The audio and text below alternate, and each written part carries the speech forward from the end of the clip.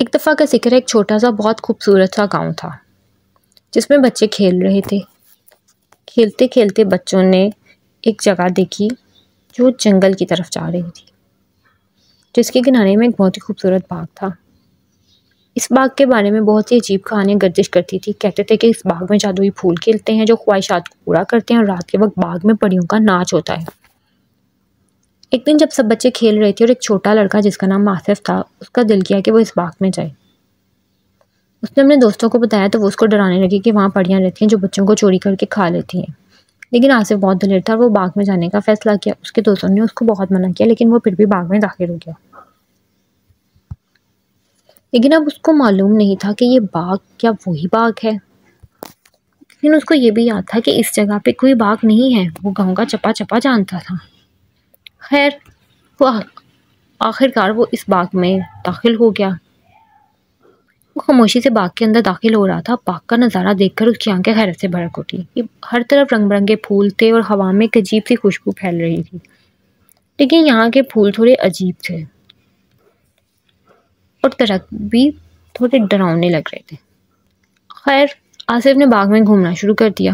اچانک اس نے ایک چھوٹی سی جھومری دیکھی۔ جو جھومری کے قریب گیا تو اندر اس نے دیکھا کہ ایک خوبصورت پری بیٹھی ہوئی ہے جو پھولوں کو چھیڑ رہی ہے۔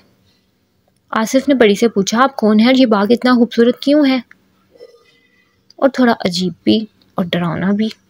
پری نے مسکرا کر کہا، میں اس باغ کی رکھوالن ہوں۔ یہ باغ کوئی معمولی باغ نہیں، یہ ایک جادوئی باغ ہے جہاں خواہشات پوری ہوتی ہیں۔ آصف نے پری سے کہا، میں بھی اپنی خواہشات پوری کرنا چاہتا ہوں۔ تو پری نے کہا، تمہاری ہر خواہش پوری ہو جائے گی لیکن تمہیں ہمیشہ اس باغ میں رہنا پڑے گا۔ آصف کو یہ باغ بہت پسند آیا تھا، وہ فوراً ہی راضی ہو گیا۔ پری نے آصف کو ایک جادوئی پھول دیا اور اس کو کہا کہ یہ تمہیں ہمیشہ اپنے پاس رکھنا ہے۔ اگر تم نے کبھی اس کو کھو دیا تو پھر تم کبھی بھی اس باغ سے نہیں نکل پاؤ گے۔ آصف نے ہاں کر دی اور آصف نے پھول لے لیا اور پری نے اسے جادوئی پھول کی طاقت بتائی۔ آصف نے بہت خوش ہو کر پری کا شکریہ ادا کیا، لیکن اس کو نہیں پتا تھا وہ اپنی زندگی کی سب سے بڑی غلطی کر بیٹھا ہے۔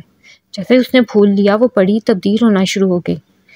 دراصل وہ ایک چڑیل تھی اور وہ بہت ڈراؤنی ہو چکی تھی۔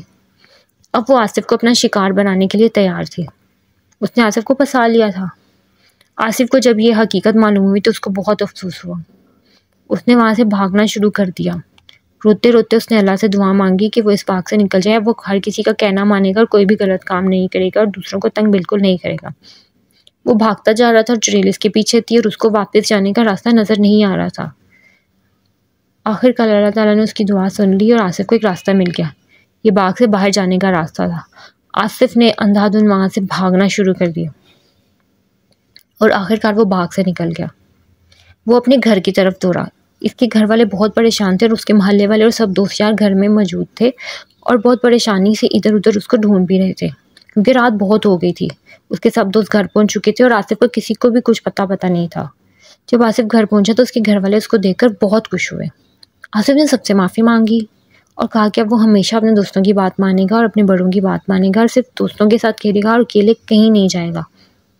سب لوگوں نے آصف کو معاف کر دیا کیونکہ وہ بہت پریشان تھا اور اس کو گلے لگا لیا۔ آصف نے اس جادوئی باغ کا راز تو معلوم کر لیا تھا لیکن اس کو بہت بڑی قیمت چکانا پڑی تھی۔ اس نے ایک سبق سیکھا کہ ہمیشہ دوسروں کی بات مانی چاہیے اور اکیلے کہیں بھی نہیں جانا چاہیے۔